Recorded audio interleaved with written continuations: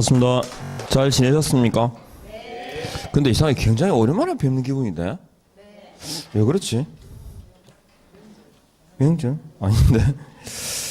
자, 지난주 하셨던 내용 한번 다시 볼까요? 이제 220페이지에 협회부터 했었죠? 자, 간단하게. 일단은 뭐 아직까지 다 잊어먹지는 않았을 건데.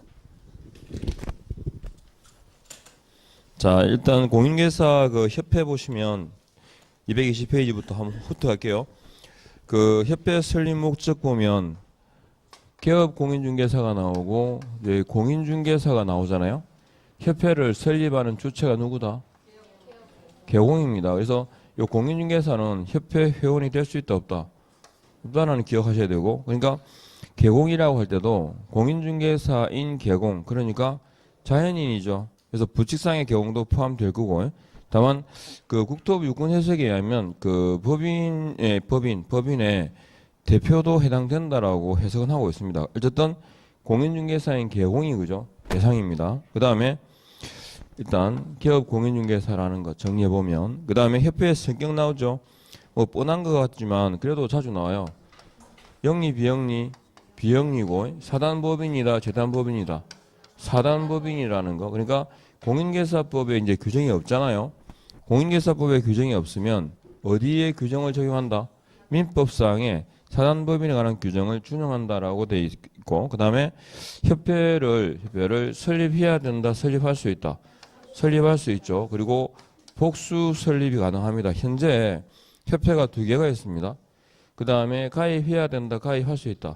이미 가입주의죠. 일단 이렇게 정리하시고. 그래서 협회에 관한 내용은 뭐 이 정도. 그 다음에 이제 언급되는 게 협회의 설립 절차가 나와요. 협회의 설립 절차 일단 체킹하셔야 되고, 협회를 설립한다. 첫 번째가 뭐든가요? 예, 정관 작성입니다. 정관 작성 시에 발기인수가 몇 명이다? 숫자 300명 이상이, 그죠? 그 다음에 작성된 정관을 의결해야 되니까 다음 단계가 창립총회입니다. 그래서 창립총회를 개최하는데 이때 600명 이상의 회원이 출석해야 되고, 그 과반 찬성으로 의결되죠. 그리고 600명이다. 과반하고 반수는 다르죠. 그러니까 최소한 301명 이상이 찬성이 됩니다. 그리고 이건 서울특별시에서 얼마? 100명 이상이, 광역시도에서 각 20명 이상이 600명을 이루죠. 그 다음에 다음 단계 창립총회를 거쳐가지고 그 다음에 국토교통부 장관의 뭘 받고 설립 인가입니다. 자, 이것도 인가주의입니까? 허가주의입니까? 인가입니다. 그래서 인가 없는 효력 자체 발생하지 않는다는 거고요. 그리고 주된 사무소 소재지에서 뭐 했다? 설립 등기했다. 자, 설립 등기했을 때가 협회가 성립하는 시점을 말합니다. 그죠? 그러면 설립 등기했다는 말은 협회에 뭐가 설치됐다? 주된 사무소가 설치되었다 이 말이죠. 주된 사무소가 없을 리는 없어요. 왜? 협회가 성립한다는 자체가 주된 사무소 소재지에서 말하기 때문에, 설립 등기를 하기 때문에. 그래서 주된 사무소는 있어요. 그리고 대신에 주된 사무소 설치에 관한 규정이 있어 없어요? 규정이 삭제되고 없어요. 그러니까 공인중개사법상에는 뭐라 되어 있냐면, 정관이 정하는 바에 따라, 협회의 조직을 보면 정관이 정하는 바에 따라 뭐하고 지부지혜 있죠. 지부지혜를 둔다, 둘 수 있다. 둘 수 있다라고 되어 있고, 지부는 어디에 두겠습니까? 지부는 시도에 두고 지혜는 시군 구에 둡니다. 그러니까 시도에 두니까 누구한테 신고하시죠? 시도지사에게 신고하고, 그 다음에 요건 등록관청에다가 신고를 합니다. 근데 지부지혜에 대한 이 감독권은 누구한테 있겠어요? 국장입니다. 신고관청과 감독관청을 헷갈리면 안 되고, 그러면 신고한다 그럴 때 사전신고다, 사후신고다? 사후신고입니다. 사전인가 사후인가 헷갈릴 것도 없어요. 그죠? 왜냐하면 사전신고는 하나밖에 없거든요. 협회업 등 있죠? 그 경우 말고는 다 뭐라고? 사후신고이기 때문에 그냥 그렇게 기억하고 계시면 돼요. 그 다음에 협회의 업무가 나오거든요. 협회의 업무가 딱 나오면 업무는 고유 업무하고 뭐하고 수탁 업무로 나눠집니다. 자, 여기 쭉 풀어갈 건데, 그러면 수탁 업무는 몇 개 있을까? 2개밖에 없어요. 뭐하고? 교육하고 시험하고 2개밖에 없습니다. 그러면 이제 고유 업무라고 할 때 많이 있지만 그 중에서 특히 기억해야 될 게 뭐냐면 부동산 정보 제공업이라고 있어요. 부동산 정보 제공업이 뭡니까? 그게 우리가 그걸 뭐라고 하냐면 부동산 거래 정보망 그러죠. 부동산 거래 정보망입니다. 정보. 부동산 거래 정보망. 그럼 이걸 설치 운영하는 자를 뭐라 부르죠? 거래 정보 사업자 그리고 그러니까 거래 정보 사업자가 될 수 있다 없다? 있다. 거래 정보 사업자가 되고 현재 운영하고 있죠. 그 이름이 뭐예요? 이름이 한방. K리인이었다가 방으로 바뀌었죠. 그죠? 한방 이렇게. 그래서 부동산 거래 정보망하고 또 하나가 뭐냐면 공제사업입니다. 자, 공제사업은 고유 업무죠. 고유 업무면 당연 사업으로 오해를 하시면 안 됩니다. 공제사업은 해야 된다, 할 수 있다. 예, 할 수 있다. 임의 사업입니다. 자, 봐요. 여기에서 이제 이 부분 쪽에 다른 사실은 한번 보면 다 아는 것들인데 공제와 관련된 부분이 돈과 관련되어 있기 때문에 비중이 높아요. 그러면 공제사업은 임의 사업인데 그죠? 당연 사업이 아닙니다. 그러면 공제 사업을 운영하기 위한 근거가 뭐냐면 공제 규정입니다. 공제 규정. 공제 규정은 승인을 받죠. 누구의 승인을? 국토교통부 장관의 사전 승인을 받습니다. 그래서 이 국토교통부 장관의 국장의 사전 승인을 요하는 경우가 공인중개사법 통틀어서 3개 있어요. 정보망에서 나왔던 운영 규정 있죠. 운영 규정에 대해서 그리고 또 하나가 공제 규정입니다. 공제 규정. 그리고 이제 여기 보면 공제 규정의 그죠? 핵심적 내용이 뭐냐면 책임 준비금이거든요. 책임 준비금. 이 책임 준비금에 관한 내용도 기억하실 건 2가지예요.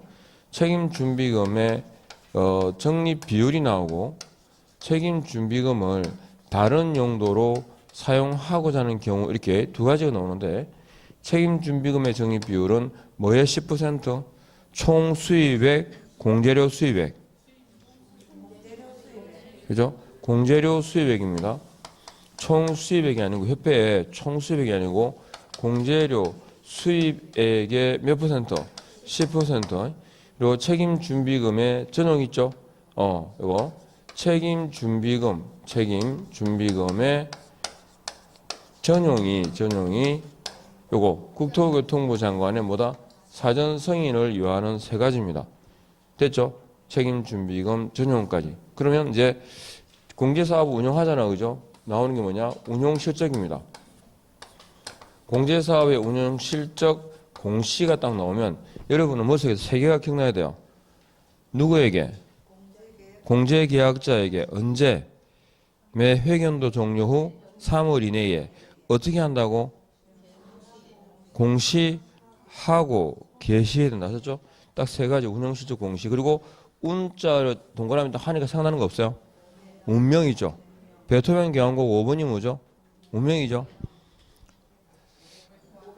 그죠? 예, 500원이 또 뭔지 또 모르겠더라. 연수하기는 500원, 5번은 운명. 그죠? 아, 근데 확실히 클래식은 들으면 해요. 잡생각이 안 생기다. 운전하다 보면 별 생각 다 하잖아. 그죠? 그래서 운전자를 믿으면 안 돼요. 보행하실 때. 운전자가 운전만 열심히 하고 있을 거야. 그죠? 아무것도 헛소리죠? 운전하면서 온 별 생각도 합니다. 그러니까 머리가 복잡한 사람은 택시기사 하면 안 돼요. 오만 가지 생각해. 그러니까 그 생각을, 그러니까 어디 뒤져보니까 CD가 있는 거예요. 그래서 탁 꽂았더니 이제 설명 나와요. 그러니까 머릿속이 조용해져. 아, 괜찮던데? 무식해가지고 클래식 잘 모르는데 어쨌든 그 괜찮은 것 같아요. 자, 운용실적 운자잖아요. 그죠? 그러면 500가 생각나시죠? 네, 이렇게 연상하시고. 자, 그래서 운용실적 공시 하고 쭉 가요. 그 다음에 이제 공제사업이 나와. 223페이지 보면 공제사업, 이거 설명드린 거 아시죠? 공제사업. 그러면 공제사업의 기본적인 딱 틀이 나오고, 공제사업의 운영 보입니까? 225페이지야. 예. 공제사업의 운용해가지고 보면 재무건전성 넣어줘, 이게. 재무건전성을 지켜라. 재무건전성 기준을 준수해야 된다 그랬는데 뭐에 대한 재무 건전성 기준이냐 그러면 자본의 적정성. 그게 헷갈리셨으면 자본 그러니까 본적 그러면 돼요. 자본의 적정성 본적 하셨죠? 자산의 건전성, 유동성 확보와 관련한 재무 건전성 기준을 지켜라. 재무 건전성 기준이 뭐냐면 밑에 박스 보면 3개 있어요. 뭐 있죠? 지급 여력 비율은 100분의 100 이상으로 유지할 것 보이시죠? 그 다음에 보유 자산의 건전성에 대해서 정기적으로 분류할 것. 둘, 대손 충당금을 적립할 것. 셋, 225페이지 고 체크하셔야 되고 그리고 이 중에 지급 여력 금액 있죠? 지급 여력 금액은 지급 여력 금액 있잖아요. 요거 금액. 이게 지급 여력 금액을 지급 여력 기준 금액으로 나눈 게 뭐예요? 지급 여력 비율이에요. 근데 지급 여력 금액이라는 게 뭐냐 하면 뭐예요, 이게? 실제 내가 가지고 있는 돈, 말 그대로 지불할 수 있는 돈을 말합니다. 그러니까 여기서 그냥 더하고 빼고만 잘하면 돼요. 자본금이라든지 이익잉여금이라든지 대손 충당금은 아셨죠? 재무제표상에 자산 부채 자본 관계없이 내가 가지고 있는 건 뭐 한다고? 더해요. 그리고 거기다가 명목상의 자산은 빼야 됩니다. 명목상 자산이 뭐죠? 영업권이라든가 승급 비용입니다.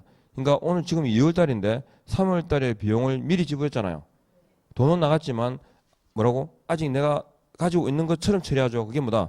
예, 영업권, 승급 비용 같은 거 요거 명목상의 자산들. 그래서 더하기 빼기 잘 구분하시면 되고 그 다음에 넘어가 봅니다. 지급 여력 금액에 관한 개념은 정리해 두세요. 자, 그 다음에 운영위원회가 나옵니다. 따고 딱. 그래서 일단은 제가 여기도 또 덧붙여 말씀드리면 아까 협회에 대한 감독 명령권이 누구한테 있다고? 감독, 그죠? 감독 명령권자가 국장입니다. 감독 명령권이 국장에게 있다. 근데 임원에 대한 징계 해임권이에요, 징계 해임 요구권이에요? 요구권입니다. 그래서 감독 명령권은 국토교통부 장관에게 있고, 그다음에 공제사업 있죠? 공제사업에 대한 조사검사권이 나와요. 조사검사권은 누구한테? 금감원장입니다. 금감원 원장에게 있는데 중요한 건 직권으로 요청으로. 그죠? 누구? 국토교통부 장관의 요청에 의해서. 이게 뒤집어져 나온 적도 있습니다. 감독 명령권은 국장이고 조사검사권은 금감원 원장이다. 이렇게요. 그 다음에 운영위가 나오는데 자, 운영위 딱 그러면 입에 딱 붙이라고 그랬죠. 뭐라고? 심의감독 협회 둔다. 이렇게. 운영위원회는 하는 일 심의감독입니다. 그리고 어디에 있죠? 협회에 있습니다. 국토부가 아니고요. 둔다 둘 수 있다. 둔다 이렇게 해보면 입에 붙어요. 심의감독 협회 둔다. 이게 왜 의미가 있냐면 정책심의위원회하고의 비교가 돼요. 공인중개사 파트에 나오는 정책심의위원회는 심의를 위해서 국토부에 둘 수 있다 되어 있습니다. 그래서 하나를 기준 잡아 놓으시면 돼요. 그냥 심의감독 협회 둔다 이렇게 딱 붙을 거고. 그러면 운영위원회는 어떻게 이루어지느냐? 뭐 하고 있죠? 위원장도 있고 또 있죠. 뭐 부위원장도 있고 그 다음에 위원이 있습니다. 위원장과 부위원장은 호선이죠. 호선입니다. 자기들끼리 뽑아요. 그리고 위원수는 총 포함해서 몇 명? 19인 이내입니다. 이거 성별을 고려하죠. 성별을 고려해서 19인 이내라고. 이 중에 협회에 관련된 위원수는 3분의 1 이상입니까? 미만입니까? 미만입니다. 왜 미만인지 아시죠? 공정한 심의감독을 위해서 협회에 관련된 위원수는 적은 게 좋고 그래서 미만입니다. 근데 우리 앞에서 등록 기준 보셨죠? 등록 기준에서 법인의 사원 임원이 공인중개사 수가 3분의 1 이상입니까? 미만입니까? 이상입니다. 공인중개사법에서 공인중개사라는 이 자격은 책임지는 자라는 뜻이거든요. 이해하겠죠? 그럼 책임지는 자는 많을수록 좋아, 적을수록 좋아?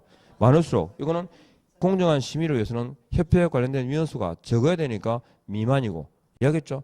그 취지를 이해하면 돼요. 하나는 이상이고 하나는 미만이니까. 그래서 3분의 1 미만이니까 최대 몇 명입니까? 6명이죠. 19명 중에서 3분의 1 미만이니까. 그래서 협회에 관련된 위원수는 최대 6명입니다. 그리고 임기는 몇 년이죠? 2년이고 1회 연임이 된다 안 된다? 1회 연임 가능까지 이렇게 별거 없어요. 딱 내용만 안 흔들리면 돼. 어떤 운영위에 대해서 심의감독 협회 둔다부터 해가지고 딱 이렇게 정리를 해 두시면 되겠습니다. 아셨죠? 이제 넘어가고 그 다음에 234페이지 보니까 시등분 자등분 보입니까? 들은 적은 있죠? 자, 현재 아까 협회의 수탁 업무의 종류가 뭐였다 그랬죠? 교육하고 시험 업무 두 개였잖아, 그죠?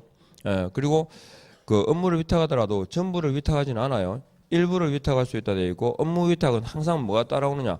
관보고시라는 의무가 따라옵니다.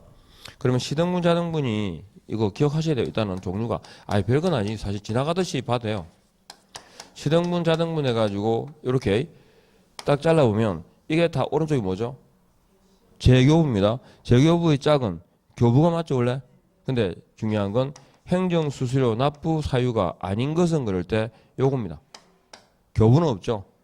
자격증 교부가 아니라 시험 칠 때, 응시할 때, 등록증 교부가 아니라 등록 신청할 때, 분사무소 설치 신고할 때 내지 필증 받을 때 내는 게 아닙니다. 아셨죠? 교부는 행정수수료 납부 사유도 아니다.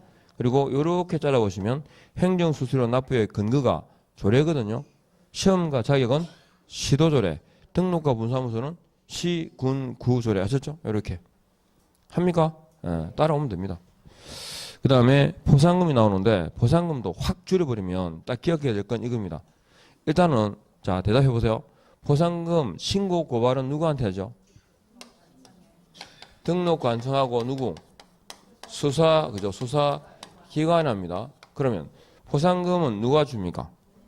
등록관청이 됩니다. 그러면 포상금 지급 신청서는 누구한테 제출할까요? 등록관청에 제출합니다. 그죠? 그러면 신고 고발하면 포상금은 지급할 수 있는데 무조건 주는 게 아니죠. 행정기관에 적발되기 전에 양대무부라는 4가지 요건을 가셔야 됩니다. 맞죠? 4개 중에 하나. 자격증 등록증에 양도되거나 양수대여받은 자, 무등록자, 부정한 등록까지. 아셨죠? 이 4개 요건을 갖추면 다 줍니까? 그렇지는 않습니다.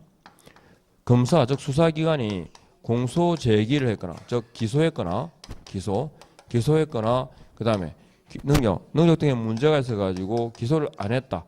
기소유예 결정이죠. 기소유예 결정을 한 경우에 한했습니다.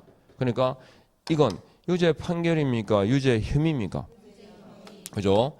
유죄의 혐의가 인정되면 이때 됐죠? 그래서 요 요건을 딱 갖춰가지고 포상금 지급을 하게 되고 계산 문제가 나오더라도 이 2개를 알아야 계산식이 되죠. 그리고 포상금 딱 요 요건을 갖추게 되면 이제 포상금을 지급하게 되는데 포상금 지급 신청서를 제출받은 등록관청이 뭐 할까요? 순서 보면 처분 내용을 조회하겠죠. 처분 내용을 조회하고 그 다음에 수사기관 즉 검사의 공소제기 기소유예 결정 여부를 보죠. 조회해서. 그러면 포상금 지급을 결정합니다. 지급을 결정하게 되면 몇 월입니까? 1월입니다. 1월 이내에 이제 지급해야 된다. 지급할 수 있다. 지급해야 한다. 그죠? 자, 지급하는데 한 건당입니까? 1인당입니까? 한 건당이고 50만 원입니까? 50만 원 이내입니까? 50만 원 정액이고 그리고 여기에 이 50만 원에 대해서 국고 보조를 받죠. 국고 보조 범위가 전부 또는 일부입니까? 일부입니까? 일부입니다. 지문에 자주 나오거든요. 전부 또는 일부를 아니고 100분의 50 내에서 하셨죠? 국고 보조 받습니다. 그러니까 현금으로 치면 얼마까지죠? 25만 원까지. 그러니까 국고에서 30만 원을 보조받았다. 이거 틀린 겁니다. 아셨죠? 그래서 50만 원이고 어떻게 지불하더라? 하나의 사건에 2인 이상의 경우하고 하나의 사건에 2건 이상의 경우가 다르죠. 하나의 사건에 2인 이상은 포상금 지급 신청서가 몇 장 들어왔다? 하나 들어온 거야. 하나 들어왔는데 신고자가 2사람 이상. 그러니까 균분 원칙 약정 우선이고 맞죠? n분의 1입니다. 그럼 하나의 사건에 2건 이상은 포상금 지급 신청서가 여러 장 들어온 거죠. 여러 장 들어왔으니까 누구한테? 최초 신고 고발자에게 지급한다. 이렇게 하셨죠? 지급하는 방식까지만 아시고 핵심은 뭐냐? 요겁니다. 아셨죠? 자격증 대여로 신고된 자가 무죄 판결을 받은 경우 보상금 줄까 안 줄까?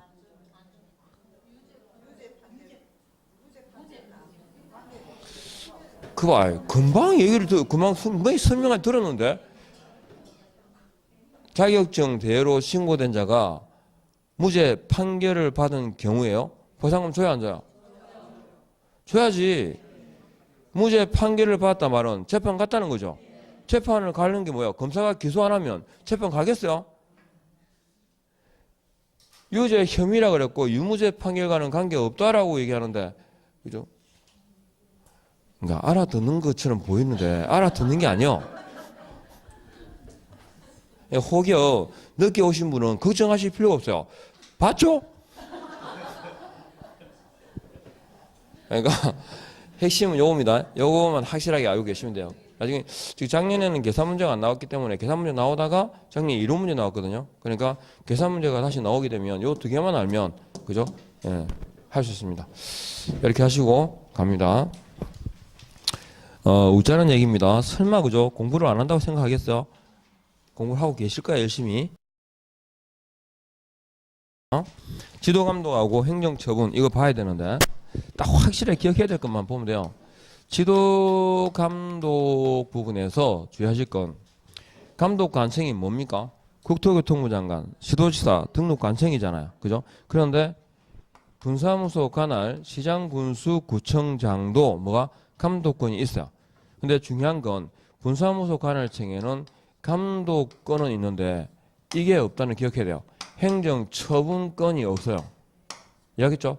그 감독권도 뭐에 대해서만 분사무소에 대해서만 감독권이 있다. 이거 기억해야 되고 그 다음에 지도감독의 대상에는 무등록자가 대상이 돼야 안 돼요? 돼요. 그죠? 무등록자도 지도감독의 대상입니다. 그러니까 지도감독은 등록한 후부터 그 대상이 된다. X죠? 무등록자였으니까. 근데 무등록자에 대한 지도감독은 이거 행정조사밖에 안 됩니다. 지도감독의 방법이 행정조사와 행정명령 두 개가 있거든요. 그러니까 무등록자는 행정조사의 대상일 뿐이다. 이거 아시면 되고 그 다음에 지문에 가끔 언급되는 게 이거요. 자, 국토교통부 장관이잖아요. 국장은 개업공인중개사에 대해서 감독할 수 있어 없어요? 감독은 됩니다. 아셨죠? 그런데 국토교통부 장관이 개공에 대해서 행정처분권이 있어 없어요? 이건 없어요. 그러니까 국토교통부 장관은 개공에 대해서 감독상 명령을 할 수 있고 그 위반 시 행정처분이 가능하다. X. X죠. 확실하게 딱 기억하시고 그 다음에 위반에 대한 제재. 개공이 명령을 위반하면 이건 업무정지죠. 업무정지고 거래정보 사업자가 위반하게 되면 이거 500만 원 이하의 과태료 처분 운명할 때 명자가 감독상 명령입니다. 이해하겠죠? 요거 묶어서 섞여 나오니까요. 구분하시면 되고 그리고 소속 공무원이 사무소에 출입하는 경우 있죠. 그죠? 소속 공무원도 사무소에 출입을 하게 되면 정표를 지니고 내 보이죠? 그 정표가 한 개입니까? 두 개입니까? 슉슉 맞죠? 두 개입니다. 하나가 아니고 그리고 교부입니까? 내 보여야 되는 거요? 제시 내 보여야 한다까지 아시면 되고 자, 그 다음에 행정처분이 나오는데 공인중개사법상의 규정 위반에 대한 행정처분은 크게 뭐로 나뉘더라? 취소처분과 정지처분으로 나뉩니다. 그리고 이 취소와 정지에 대해서는 사전구제 제도가 있죠. 행정처분에 대한 사후구제 절차를 두고 있다. 있어 없어요? 없어요. 공인중개사법에는 없어요. 행정심판이라든가 행정소송을 통해서 구제받을 수는 있긴 한데 우리는 처분하기 전에 절차를 거쳐요. 그래서 우리가 사전 절차예요? 사후 절차예요? 사전 절차예요. 그래서 취소하기 전에 뭘 거치고 청문을 실시하고 정지하기 전에 의견 제출의 기회를 부여합니다. 그죠? 그러니까 첫 번째 청문의 대상은 취소 처분입니까? 행정 처분입니까? 그죠? 그런데 취소도 행정 처분 중에 하나잖아요. 맞아요. 맞는데 여기서 요구하는 건 그죠? 바로 앞에 아셨죠? 청문회 구체적인 대상이 뭐냐라고 묻는 거지. 넓은 의미에서 우리는 대한민국 국민이고 당군의 자손이니까 우리는 다 친척이에요. 그 말하고 똑같은 거야. 그죠? 페북에도 마찬가지. 6단계 거치면 지구 70억 인구가 친구라고 그러죠. 6단계면 거치면 다 돌아간대요. 다 아는 사람이래. 몰라요 나는. 아셨죠? 뭐 알긴 알아. 그러니까 취소 아셨죠? 청문회 대상이 뭐라고? 취소 처분이라는 게 이게 첫 번째예요. 그 다음에 기억할 게 취소의 종류가 그죠? 구분해야 돼요. 등록 취소는 종류가 몇 개 있더라? 2개 있어요. 절대적 등록 취소와 상대적 등록 취소. 종류가 2가지라는 걸 알고 계셔야 됩니다. 그래서 상대적 등록 취소 2개가 있는데 그러니까 무슨 말이냐면 개업 공인중개사 행위가 등록 취소에 해당하는 위반의 경우에는 그 등록을 취소하여야 한다. 어느 표현이든 틀린 거예요. 등록을 취소해야 된다 해도 틀리고 할 수 있다고 해도 틀려요. 왜? 종류가 2가지이기 때문에 구체적인 위반이 안 나오면 아셨죠? 위반 사유가 언급되지 않으면 해야 되는지 할 수 있는지를 정확하게 알 수가 없어요. 아셨죠? 그러나 자격 취소는 항상 뭐로 끝납니까? 그죠? 하여야 한다 끝나야 되고 지정 취소는요. 할 수 있다로 끝난다. 이거 특징이고 그리고 상치라고 하는 건 첫 번째 상치와 두 번째 상치가 다르죠. 첫 번째 상치는 뭐다? 업무 정지 6개월입니다. 두 번째 상치는 등록의 취소입니다. 아셨죠? 이렇게 일단 분류하는 걸 아셔야 되고 그 다음에 제가 답을 찾는 요령을 말씀드렸어요. 시험 지문에 행정처분에서 7일 이내에 반납이라는 말이 나왔어요. 그럼 뭘 말할까요? 등록 취소와 자격 취소 2가지를 말합니다. 그 다음에 보고라든지 사유서라는 단어가 나오면 이건 뭐다? 이건 자격 취소의 경우에만 나오죠. 그리고 그 위반 사유가 발생한 날부터 3년이 경과한 때는 일을 할 수 없다. 즉 3년이라는 제척 기간이 있죠. 3년이라는 제척 기간이 나오면 이건 뭐다? 업무 정지를 말합니다. 그 다음에 공인중개사에 대한 처분청이 뭐죠? 공인중개사에 대한 행정처분이 뭡니까?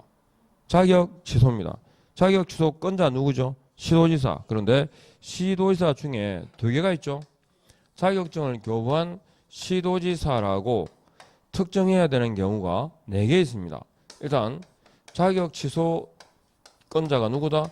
자격증 교부 시도지사. 그 다음에 자격 정지도 마찬가지고 그리고 자격 취소가 되면 자격증을 반납하죠. 자격증 반납. 그 다음에 자격증을 분실했을 때 자격증의 재교부까지요. 해서 이 4가지가 나오면 공통점이 있죠. 자로 시작됩니다. 그죠? 이렇게. 그래서 이 4가지에 대해서는 누구? 자격증 교부 시도지사가 소관청이고 대상 기관입니다. 그 다음에 자격 취소에 대해서 뭘 거친다 그랬죠? 청문을 거치고 근데 청문을 거치지 않은 취소 처분은 무효거든요. 근데 반드시 청문을 거쳐야 될까? 그렇지 않죠. 그죠? 일단 기본적으로 개인의 사망이나 법인의 해산은 아닙니다. 그리고 또 하나 있어요.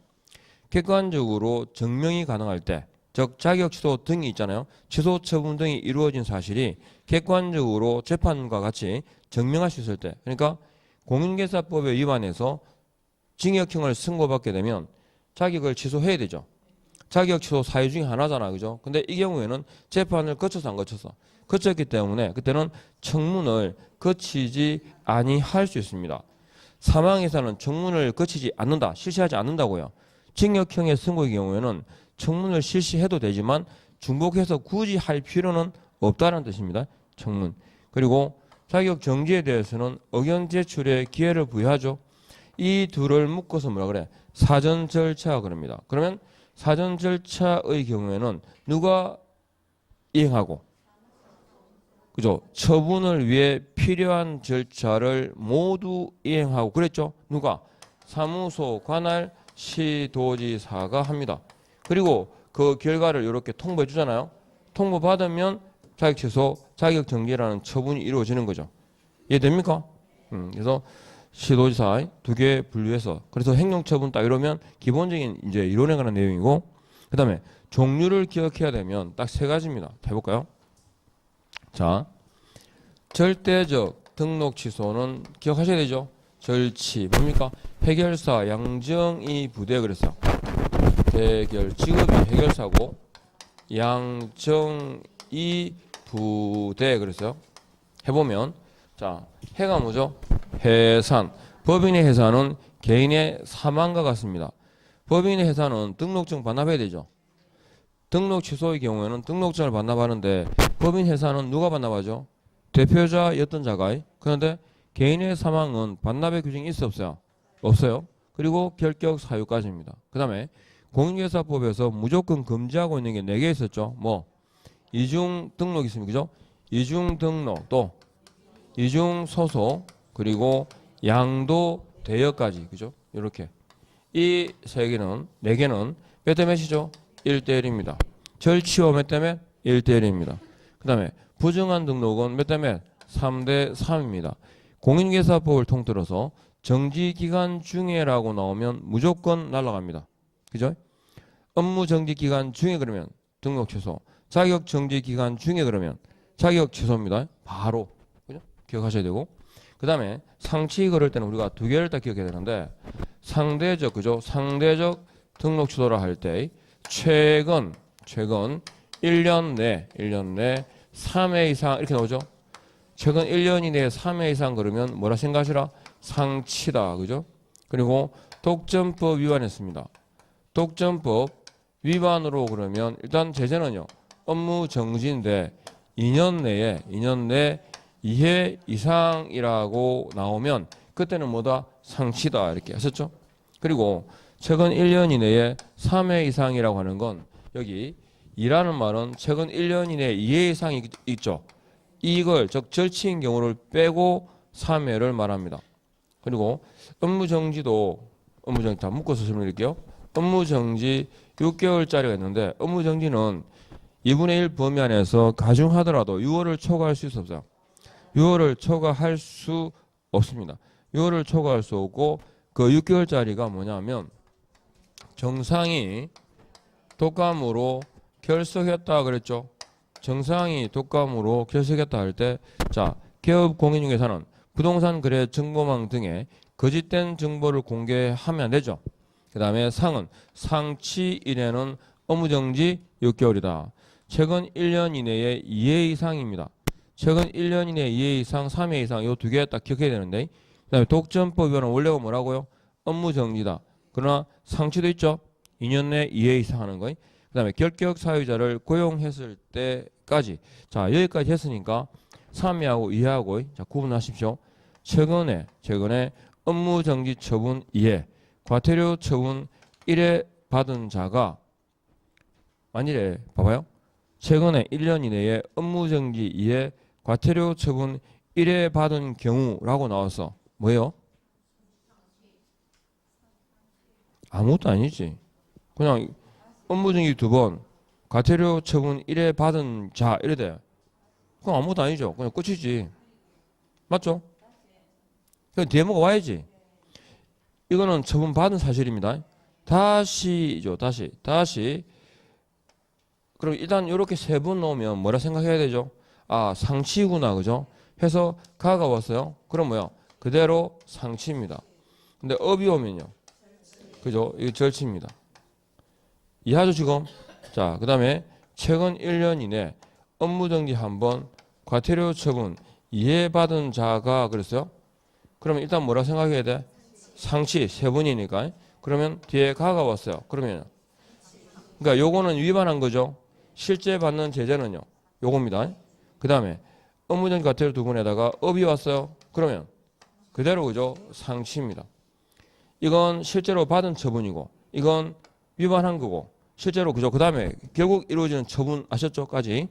그 다음에 최근에 업무정지 처분 이해받은 자가 그래서요. 그러면 일단 뭐라 생각해야 돼? 최근 1년 이내 2회 이상이라고 하면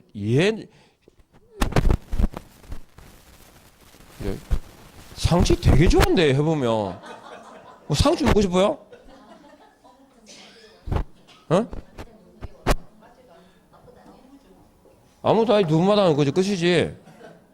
자, 업무정지 처분 이해받은 자가 그랬죠. 그럼 일단은 머릿속에서 뭐라고? 업무정지인가 보다. 왜? 두 번이니까. 세 번이면 상치고 두 번이면 업무정지예요. 그래서 뒤에 과태료 위반했어요. 그럼 뭐가 왔겠어요? 또 봐이. 이야 진짜 상지 좋아하네. 오늘 점심 때는 꼭 상추 먹어요. 업무정지 하셨죠? 그대로. 그런데 두 개가 업이 왔어요. 그럼 뭐요? 그죠? 세 번째니까 이건 절이 돼요. 이해하죠?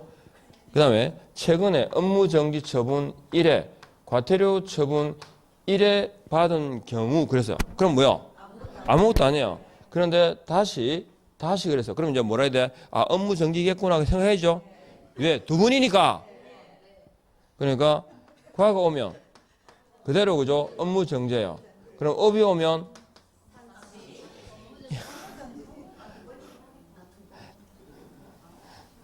진짜 상식 좋아하네 진짜.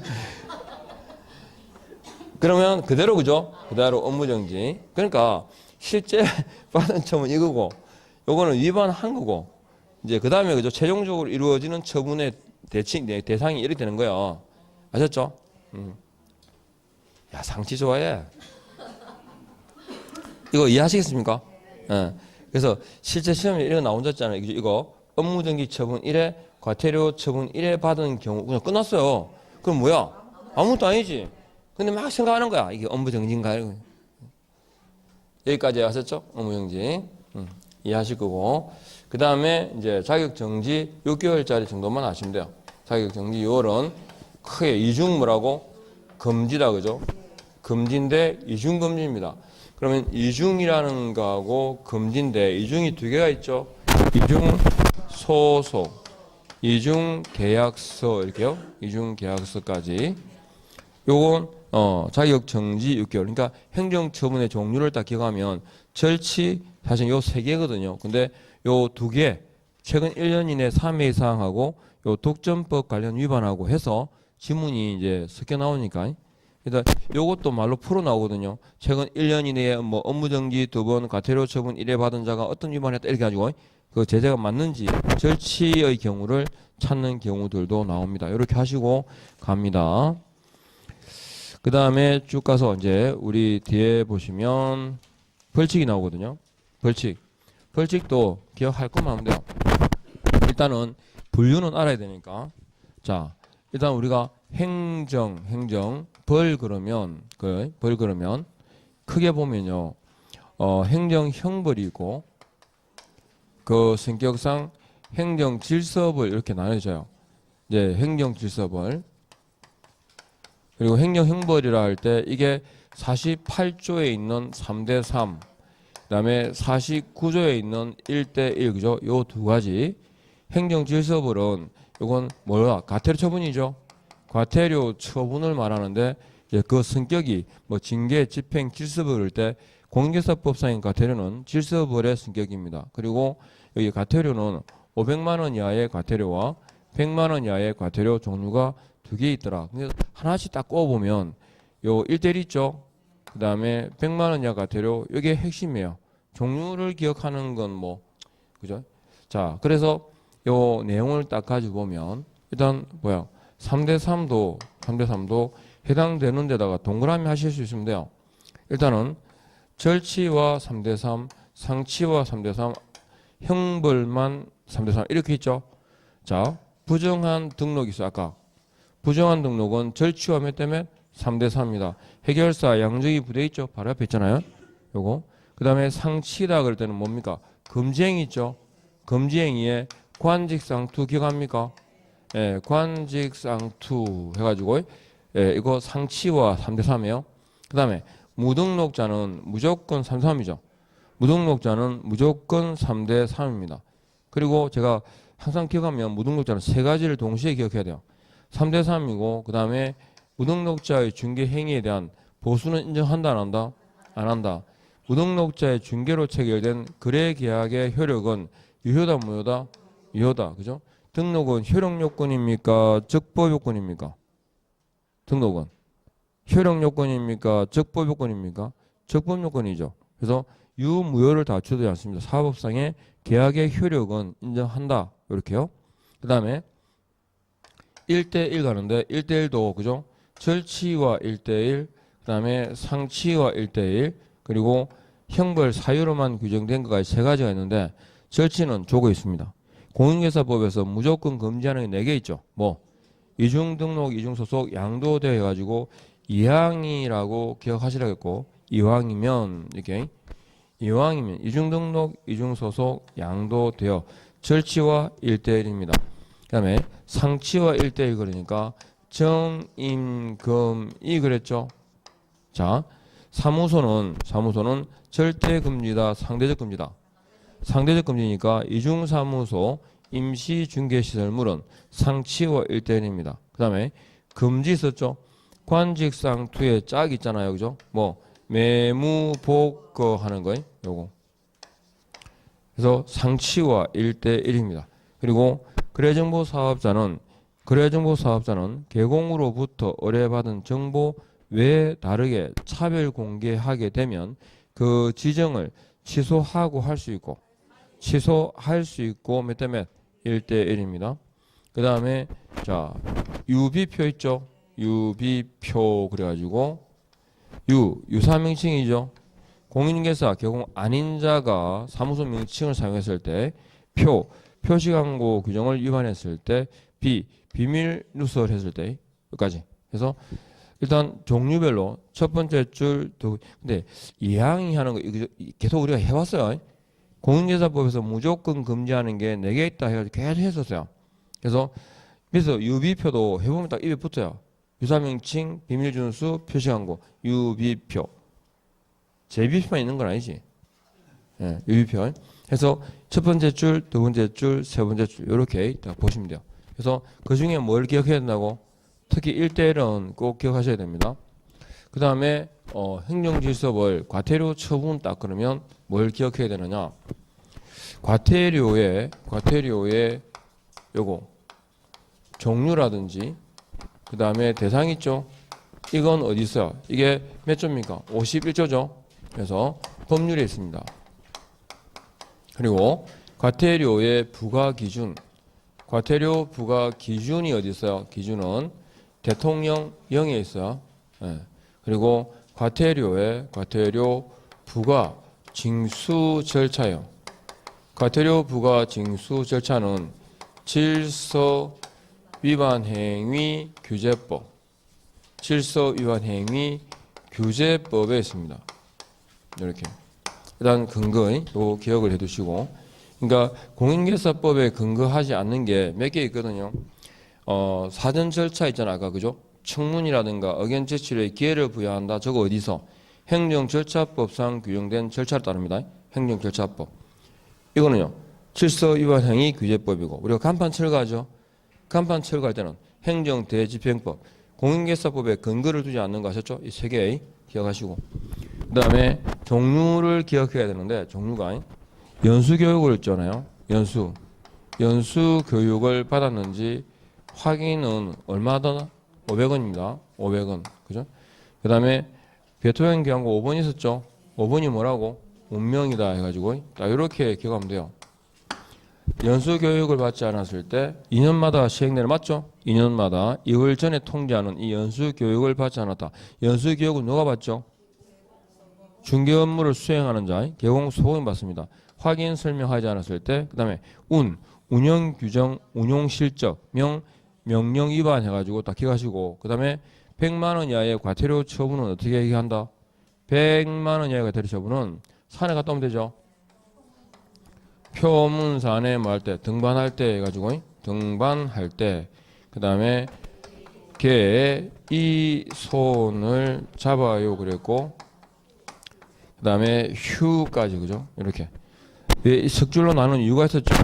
이게 셋 다 100만 원 이하의 과태료 처분이긴 한데, 그 부과 기준에 의하면 첫 번째 줄은 50만 원짜리, 두 번째 줄은 30만 원, 마지막 줄은 20만 원입니다. 그래서 표시광고죠.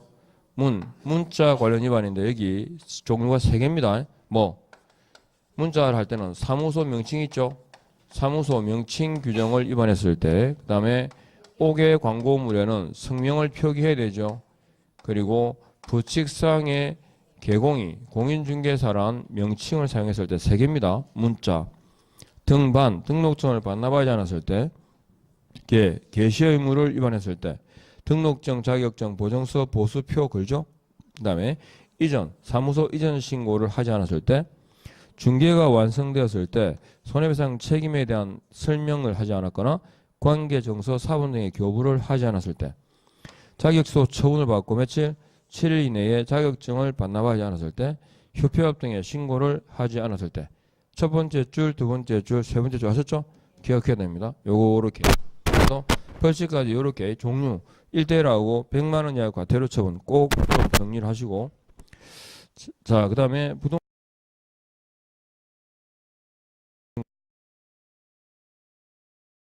부동산에서만 2문제가 나오거든요. 한 문제가 같아요. 정리를 해보면 그림을 한번 그려볼게요. 자, 여기서 일단 말할 때 부동산 그러는데, 부동산이라 할 때 이건 뭘 말하냐? 부동산 등 그러죠. 부동산 등입니다. 그러니까 부동산이란 토지 건축물을 하고요. 토지 건축물, 그리고 등이란 그 다음에 권리를 말합니다. 그러니까 여기서 일단 언급된 게 공급계약하고, 그 다음에 공급계약은 최초 분양계약이죠. 그 다음에 분양권하고, 그 다음에 입주권하고 이렇게.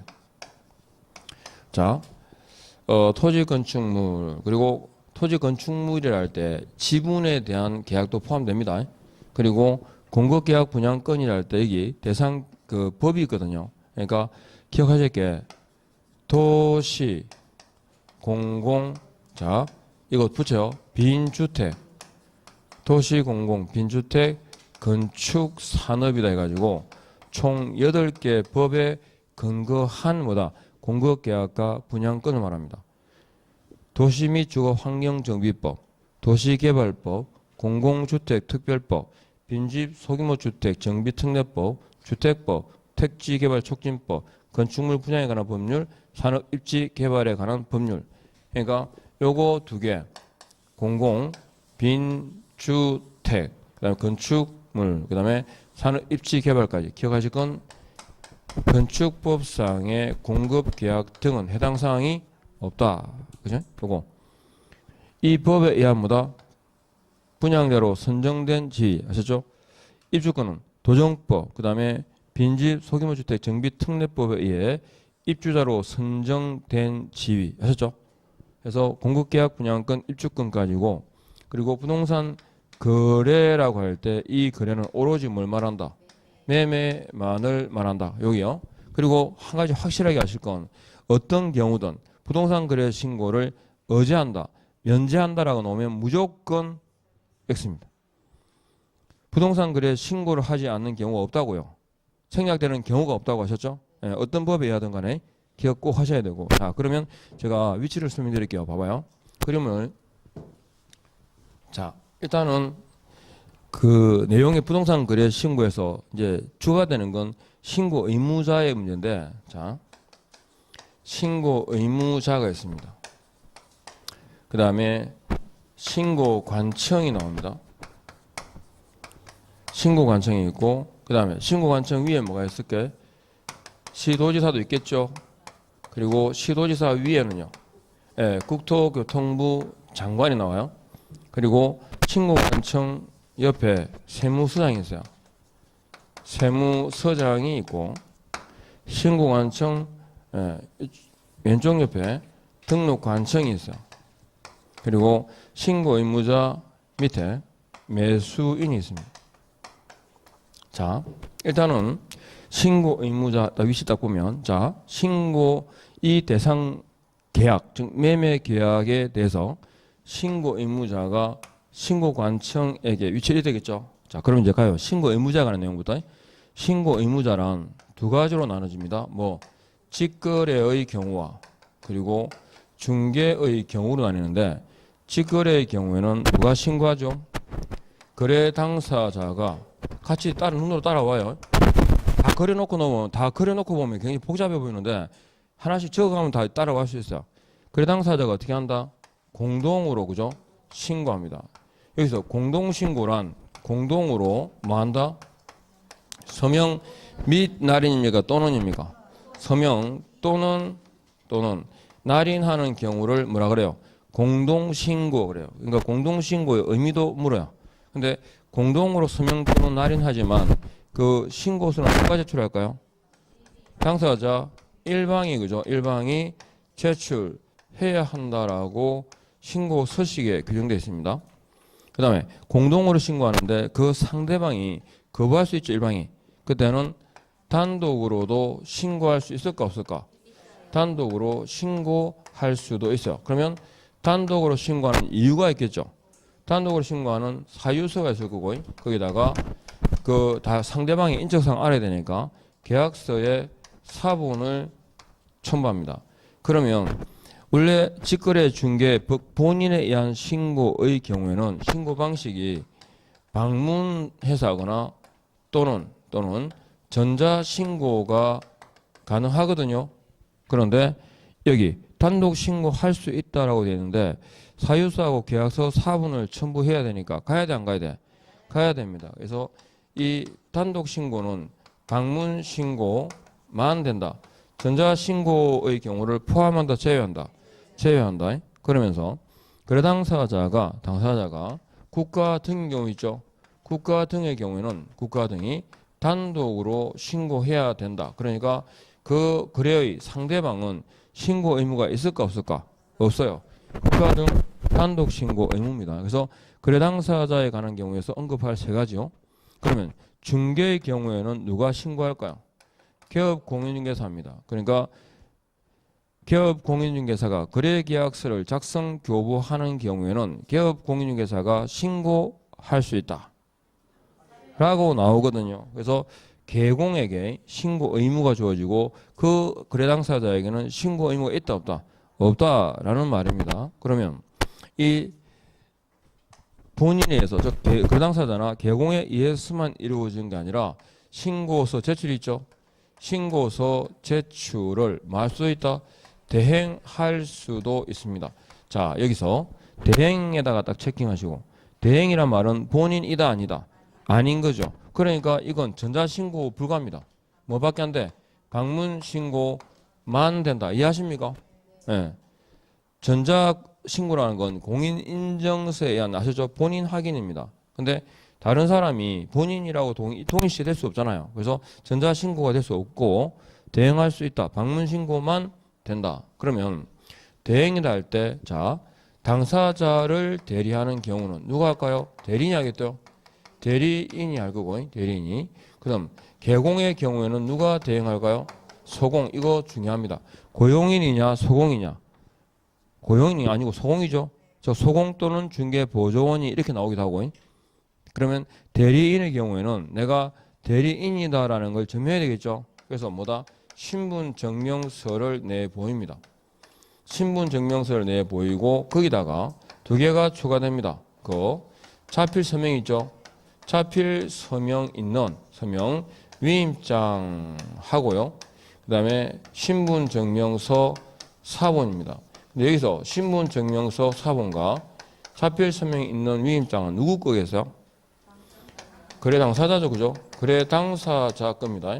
거래 당사자의 자필 서명 있는 위임장과 신분증명서 사본입니다. 근데 거래 당사자 그러면 한 사람이에요, 두 사람이에요? 두 사람이죠. 근데 여기 신고서를 제출하는 사람은 누굽니까? 일방이죠. 그럼 위임하는 사람은 둘이에요, 하나요? 위임하는 사람은 신고서 제출을 대신해라라고 맡기는 사람은 한 사람이 두 사람이에요. 신고서 제출이 한 사람인데 이해하겠죠? 일방이 제출해야 되니까 위임하는 사람도 한 사람이죠. 따라서 거래 당사자 앞에 묻습니다. 뭐라고? 신고서 제출을 위임한이라는 말이 들어가야 돼 원래. 그래서 일단은 참고하시고 그러니까 거래 당사자의 그냥 밑에 요것만 나오긴 하는데 신고서 제출을 위임한 거래 당사자의 자필 서명 있는 위임장과 신분증명서 사본까지. 신고자에 관한 경우는 여기입니다. 아셨죠? 아시겠죠? 그러면 신고 의무자가 신고관청 간다. 신고관청도 나와요. 그래서 신고관청이란 부동산의 소재, 부동산 소유자의 주소지가 나립니까? 부동산 소재지가 나립니까? 사무소가 나립니까? 그죠? 부동산 소재지, 그죠? 관할, 시장 등을 뭐라 한다? 신고관청이라고 합니다. 언제까지 신고할까요? 계약 체결일부터 며칠? 60일 이내에 신고하고, 이때 이제 신고사항도 기억해야 됩니다. 이거. 신고사항은 따로 우리 정리하고 계셔야 돼. 아셨죠? 신고사항이 뭐가 있는지.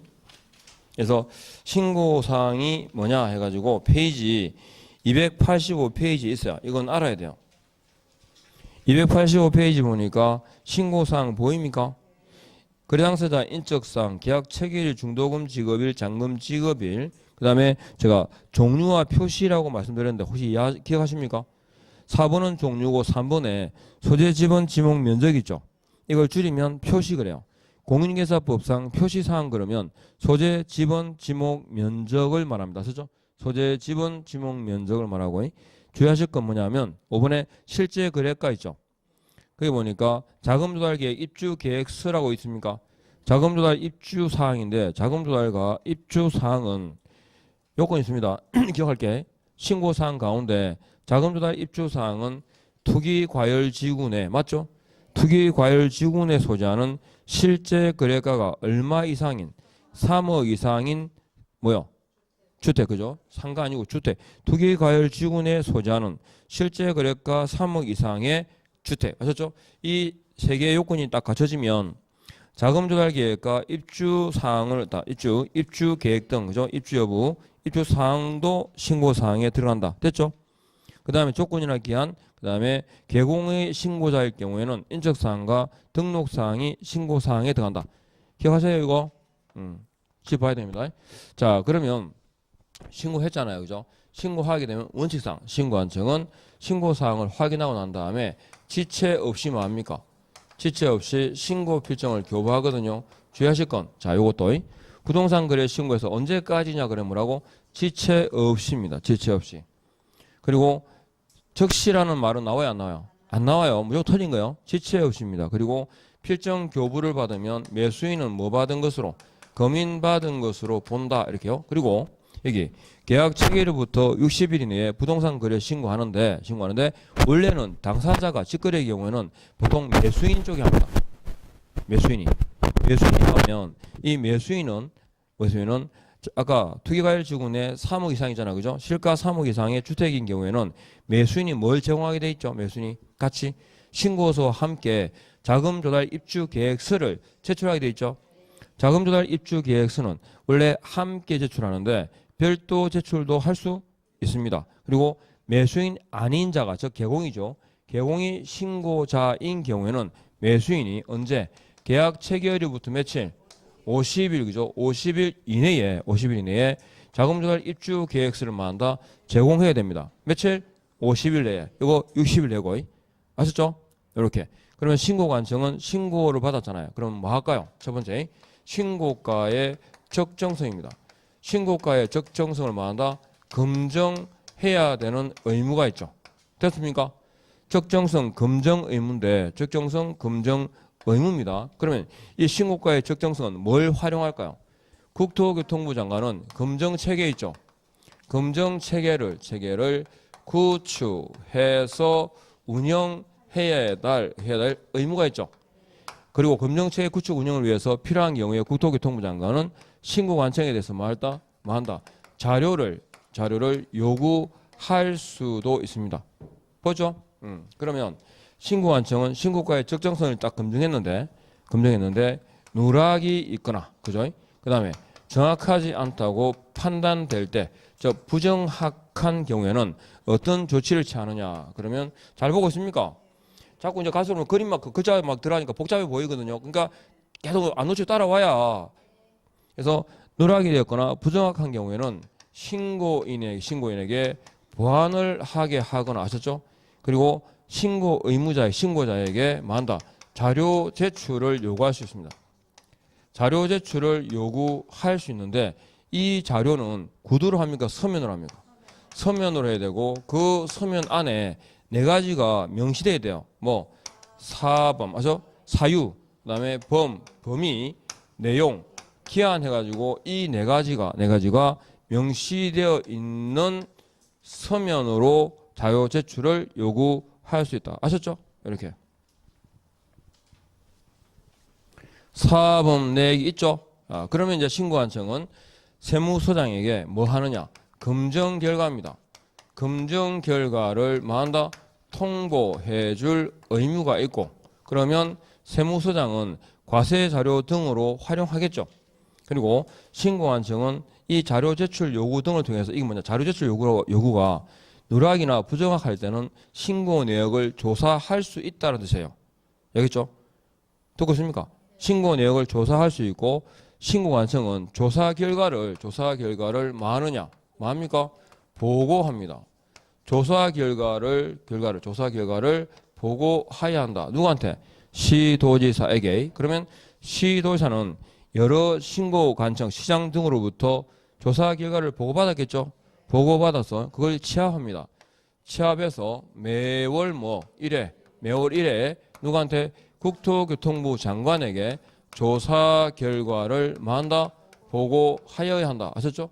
매월 1회 조사 결과 보고까지. 아셨죠?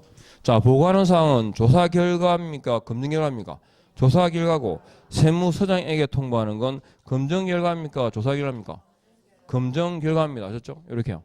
기본적인 순서 아시겠죠? 이렇게 흘러갑니다. 그리고 신고관청은 신고 의무자에 대해서 위반에 대해서 과태료를 부과할 수 있죠. 과태료를 부과하면 등록관청이 알아요, 몰라요? 모르죠. 그래서 부과일부터 과태료 부과일부터 며칠입니까? 10일 이내에 만다 통보해야 한다. 아셨죠? 그래서 과태료입니다. 과태료 부과일부터 10일 내에 통보해야 된다까지 아시겠죠? 이렇게요. 그리고 특히 이제 기억할 게 더 붙여서 해제 신고 있잖아요. 해제 신고. 그다음에 정정 신청.